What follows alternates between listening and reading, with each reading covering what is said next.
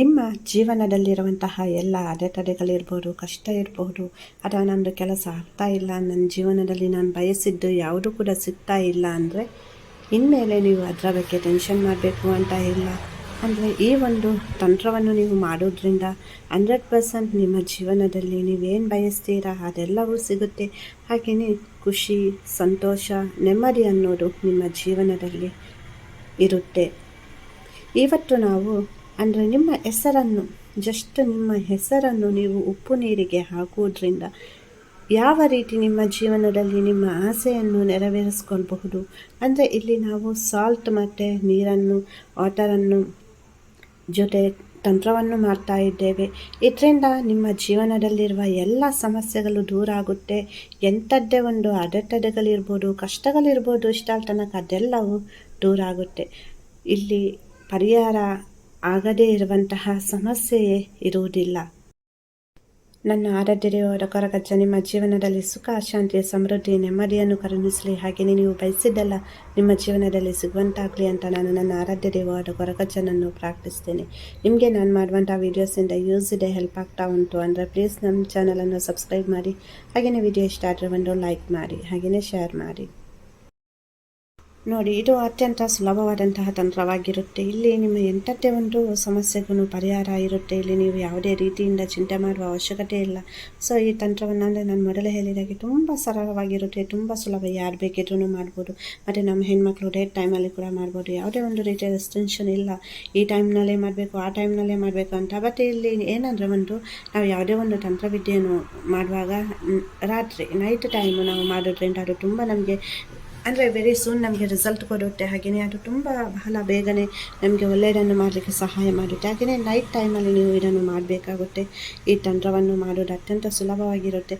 ಇಲ್ಲಿ ನಾವು ಎಲ್ಲ ವಸ್ತು ಬೇಕು ಅಂದರೆ ನೀರು ಬೇಕು, ಹಾಗೆಯೇ ಉಪ್ಪು, ಹಾಗೆಯೇ ಒಂದು ಬಾಟಲ್ ಬೇಕಾಗುತ್ತೆ.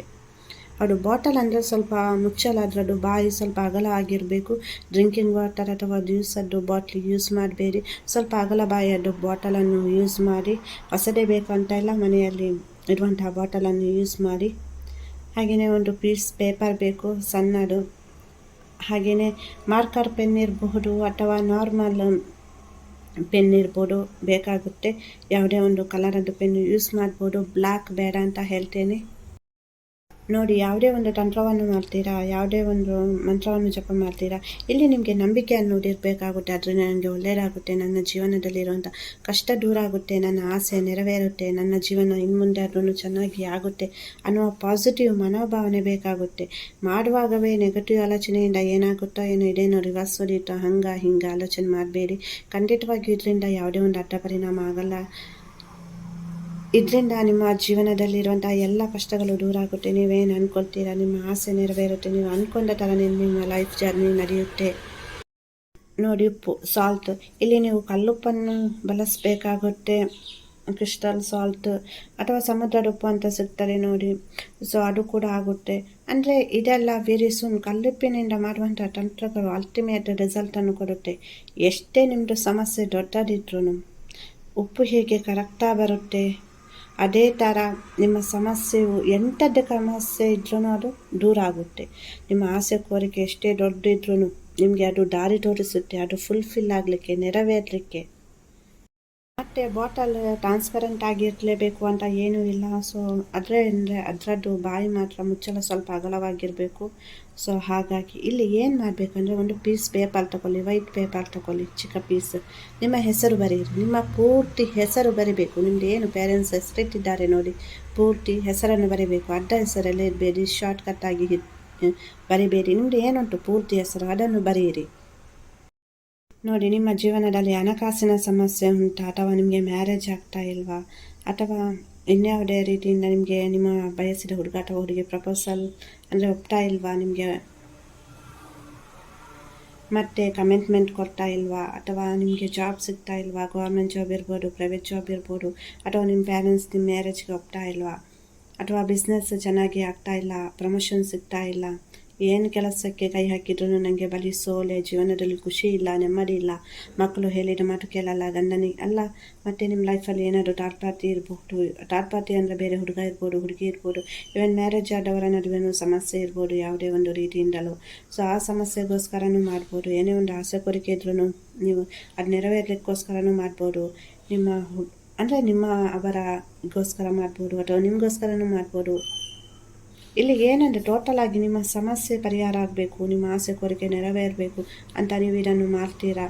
ಮತ್ತು ಇಲ್ಲಿ ಏನು ಮಾಡಬೇಕು ಅಂದರೆ ಇನ್ನೊಂದು, ನೀವು ನೋಡಿ ಬಾಟಲ್ ಅಂತ ಹೇಳಿದರೆ, ಸೊ ಬಾಟಲಲ್ಲಿಗೆ ನೀವು ನೀರು ಹಾಕಬೇಕಾಗುತ್ತೆ. ನೀರು ಅಂದರೆ ನೀವು ನಾರ್ಮಲ್ ಆಗಿ ಎಷ್ಟು ನೀರು ಹಾಕ್ತೀರಾ ಸೊ ಅಷ್ಟು ನೀರು ಹಾಕಿ ಮೇಲೆ ತನಕ. ಆ ನಂತರ ನಾನು ಸಾಲ್ಟ್ ಅಂತ ಹೇಳಿದೆ, ಸೊ ಕಲ್ಲುಪ್ಪು. ಸೊ ಆ ಕಲ್ಲುಪ್ಪನ್ನು ಹಾಕಿ ಸ್ವಲ್ಪ ಎಷ್ಟಂದರೆ ಒಂದು ಬಾಟ್ಲಿ ನಿಮಗೆ ಅಂದಾಜು ಗೊತ್ತಿರುತ್ತಲ್ಲ, ಸೊ ಅದನ್ನೆಲ್ಲ ಮತ್ತೆ ನೋಡಲಿಕ್ಕೆ ಹೋಗಬೇಡಿ ನೀರು ಉಪ್ಪಾಯ್ತಾ ಅದಾಯ್ತಾ ಅಂತ. ಸೊ ಜಸ್ಟ್ ಕಲ್ಲುಪ್ಪನ್ನು ಆ ಬಾಟಲ್ ಇರುತ್ತಲ್ಲ, ಬಾಟಲ್ ನೀರಿಗೆ ಹಾಕಬೇಡಿ. ನಿಮಗೆ ಒಂದು ಅಂದಾಜು ಒಂದು 3 ಸ್ಪೂನು 3 ಸ್ಪೂನು ಅಥವಾ ಒಂದು 5 ಸ್ಪೂನು ಉಪ್ಪನ್ನು ಹಾಕಬೇಡಿ ಆ ನೀರಿಗೆ, ಚಿಕ್ಕ ಸ್ಪೂನಲ್ಲಿ ಹಾಕಬೇಡಿ.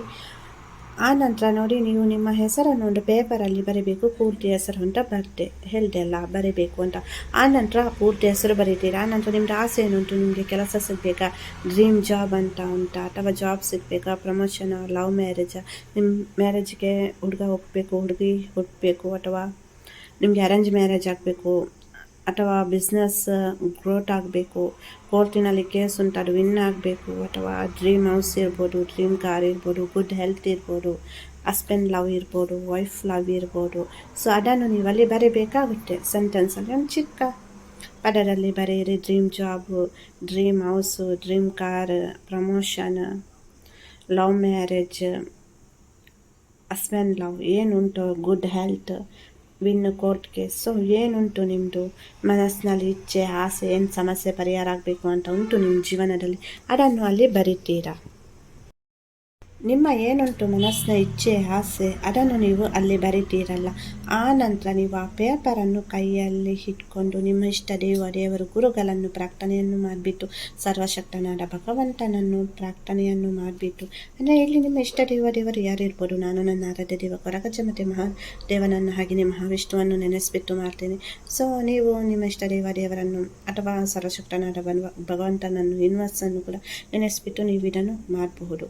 ಅಂದರೆ ನಿಮ್ಮ ಲೈಫಲ್ಲಿ ಈ ಥರ ಒಂದು ಪ್ರಾಬ್ಲಮ್ ಉಂಟು, ನನಗೆ ಈ ಥರ ಒಂದು ಆಸೆ ಉಂಟು, ನನ್ನ ಜೀವನದಲ್ಲಿ ಬರೀ ನೋವು ಕಷ್ಟ, ನನಗೆ ಒಂದು ಸರಿಯಾದ ಕೆಲಸ ಇಲ್ಲ, ಮನೆಯಲ್ಲಿ ನೆಮ್ಮದಿ ಇಲ್ಲ, ಅಥವಾ ಮದುವೆ ಆಗ್ತಾ ಇಲ್ಲ, ಥರ್ಡ್ ಪಾರ್ಟಿ ಉಂಟು ನಮ್ಮ ಲೈಫಲ್ಲಿ, ಅವರು ರಿಮೂವ್ ಆಗಬೇಕು, ಬಿಸ್ನೆಸ್ ಸರಿಯಾಗಿ ಆಗ್ತಾ ಇಲ್ಲ, ಏನೇ ಒಂದು ಕೆಲಸಕ್ಕೆ ಕೈ ಹಾಕಿದ್ರು ಯಾವುದು ಕೂಡ ನಾನು ಅಂದ್ಕೊಂಡ ರೇಂಜ್ಗೆ ಆಗ್ತಾ ಇಲ್ಲ, ನನಗೆ ಒಂದು ಕೆಲಸ ಬೇಕು, ನನಗೊಂದು ಗೌರ್ಮೆಂಟ್ ಕೆಲಸ ಬೇಕು, ಸೊ ನಾನು ಇದಕ್ಕೆ ಅಪ್ಲೈ ಮಾಡಿದ್ದೇನೆ, ನಾನೊಂದು ಜಾಬ್ ತಗೊಳ್ಳೋ ಥರ ನನಗೆ ಆಗಬೇಕು, ನನ್ನ ಜೀವನ ಸರಿ ಹೋಗಬೇಕು, ನನ್ನ ಜೀವನದಲ್ಲಿ ತುಂಬ ನೋವುಂಟು, ಏನೇ ಮಾಡಿದ್ರು ನನ್ನ ಸಮಸ್ಯೆ ಪರಿಹಾರ ಆಗ್ತಾ ಇಲ್ಲ, ಮಕ್ಕಳು ಮಾತು ಕೇಳ್ತಾ ಇಲ್ಲ, ಗಂಡ ನನ್ನ ಮಾತು ಕೇಳ್ತಾ ಇಲ್ಲ, ಗಂಡನಿಗೆ ನನ್ನನ್ನು ನೋಡಿದ್ರಾಗಲ್ಲ, ಅಥವಾ ಹೆಂಡತಿಗೆ ನನ್ನನ್ನು ನೋಡಿದ್ರಾಗಲ್ಲ.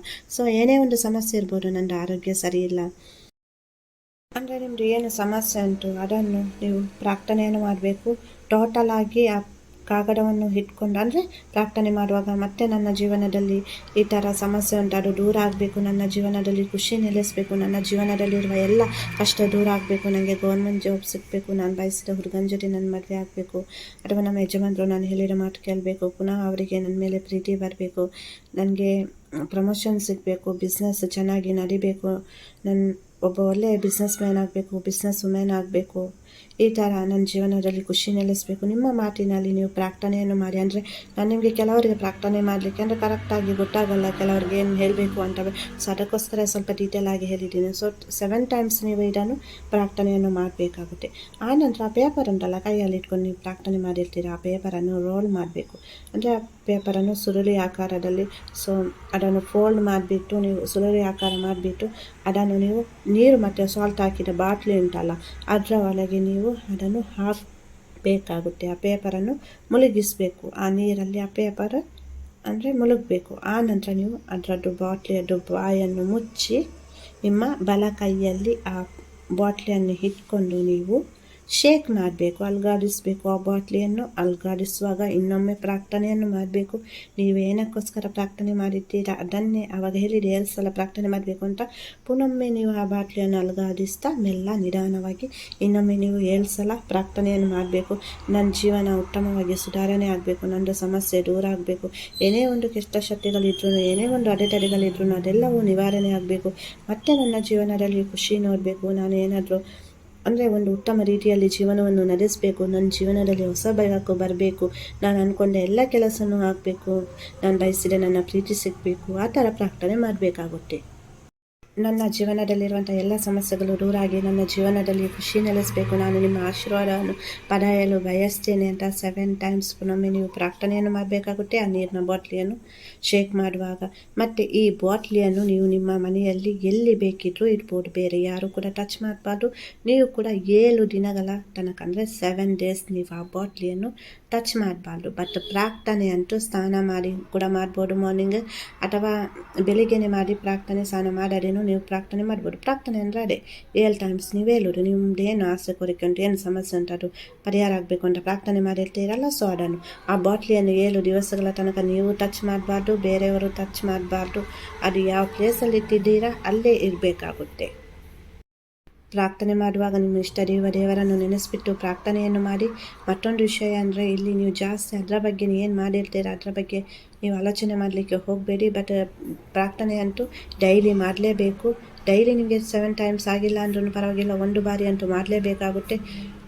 ಬಟ್ ಫಸ್ಟ್ ಸ್ಟಾರ್ಟಿಂಗ್ ಮಾಡ್ತೀರಲ್ಲ ಬಾಟ್ಲಿ ಇಟ್ಕೊಂಡು, ಆವಾಗ 7 ಟೈಮ್ಸ್ ನೀವು ಪ್ರಾರ್ಥನೆ ಮಾಡಲೇಬೇಕಾಗುತ್ತೆ. 7 ದಿವಸದ ನಂತರ ಆ ಪೇಪರನ್ನು ಅಂದರೆ ಆ ಸಾಲ್ಟ್ ಮತ್ತು ವಾಟರ್ ಇರುತ್ತಲ್ಲ ಆ ಬಾಟ್ಲಿ, ಅಲ್ಲಿ ಪೇಪರ್ ಕೂಡ ಸ್ವಲ್ಪ ಸ್ಮ್ಯಾಶ್ ಆಗಿರುತ್ತೆ. ಸೊ ಆ ಪೇಪರ್ ಮತ್ತು ನೀರು ಒಟ್ಟಿಗಿರುತ್ತಲ್ಲ ಅದನ್ನು ನೀವು ಬಾತ್ರೂಮ್ಗೆ ಹೋಗಿಬಿಟ್ಟು ಫ್ಲಶ್ ಮಾಡಬೇಕು. ಟೋಟಲ್ ಆಗಿ ಆ ನೀರು ಮತ್ತು ಕಾಗದ ಒಟ್ಟಿಗೆ ಫ್ಲಶ್ ಮಾಡಬೇಕಾಗುತ್ತೆ. ಆ ನಂತರ ನೀವು ನಿಮ್ಮ ಇಷ್ಟ ದೇವರಿಗೆ ಥ್ಯಾಂಕ್ ಯು ಅಂತ ಹೇಳಬೇಕಾಗುತ್ತೆ. ಥ್ಯಾಂಕ್ ಯು ಗಾಡ್ ಅಂತ ಇರ್ಬೋದು, ಥ್ಯಾಂಕ್ ಯು ಯೂನಿವರ್ಸ್ ಅಂತ ಇರ್ಬೋದು. ಸೊ 3 ಬಾರಿ ಥ್ಯಾಂಕ್ ಯು ಗಾಡ್ ಅಂತ ಹೇಳಬೇಕಾಗುತ್ತೆ. ಮತ್ತು ಇದನ್ನು ಮಾಡಿಬಿಟ್ಟು ನೀವು ಅದನ್ನು ಮರೆತು ಬಿಡಬೇಕಾಗುತ್ತೆ. ಅದನ್ನೇ ಆಲೋಚನೆ ಮಾಡ್ತಾ ಕೂತ್ಕೊಳ್ಬೇಡಿ, ಅಂದರೆ ಲೀವ್ ಇಟ್. ಜಸ್ಟ್ ನೀವು ಯೂನಿವರ್ಸ್ಗೆ ಕೊಟ್ಟಿದ್ದೀರಾ, ನೀವು ನಿಮ್ಮ ಇಷ್ಟ ದೇವರಿಗೆ ಹೇಳಿದ್ದೀರಾ. ಸೊ ಅಲ್ಲಿಂದ ನೀವು ಅಂದರೆ ಅದರ ಬಗ್ಗೆ ಜಾಸ್ತಿ ಆಲೋಚನೆ ಮಾಡಲಿಕ್ಕೆ ಹೋಗಬೇಡಿ, ಆಗುತ್ತಾ ಇಲ್ವಾ ಏನು ಆ ಥರ ಎಲ್ಲ ನೆಗೆಟಿವ್ ಆಲೋಚನೆ ಬರಬಾರ್ದು ತಂತ್ರ ಮಾಡುವಾಗ. ಮತ್ತು ನೀವು ಅದನ್ನು ಬಿಟ್ಬಿಡ್ತೀರ. ಸೊ ರಿಸಲ್ಟ್ ಅನ್ನೋದು ವೆರಿ ಸೂನ್. ಕೆಲವರಿಗೆ ಇದು ಮಾಡಿದರೆ 24 ಗಂಟೆಯಲ್ಲೂ ಬರ್ಬೋದು, 1 ಗಂಟೆಯಲ್ಲೂ ಬಂದವರುಂಟು. ನನಗೆ ರಿಸಲ್ಟ್ ಅಂದರೆ ನಾನು ಆಫ್ಟರ್ನೂನ್ ಮಾಡಿದ್ದೆ, ನನಗೆ ಮಾರ್ನಿಂಗ್ ಅಷ್ಟರೊಳಗೆ ರಿಸಲ್ಟ್ ಬಂದಿದೆ. ನಾನು ಏನೋ ಒಂದು ಸಮಸ್ಯೆಯನ್ನು ಇಟ್ಕೊಂಡು ಮಾಡಿದ್ದೆ ಒಬ್ಬರದ್ದು.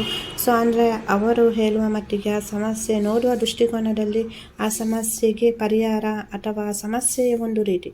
ಬಟ್ ಇದು ಮಾಡಿದ ನಂತರ ಅಲ್ಲಿ ಅವರು ಆ ಥರ ಬಿಹೇವಿಯರ್ ಮಾಡಲಿಕ್ಕೆ ಕಾರಣವೇ ಬೇರೆ ಇತ್ತು.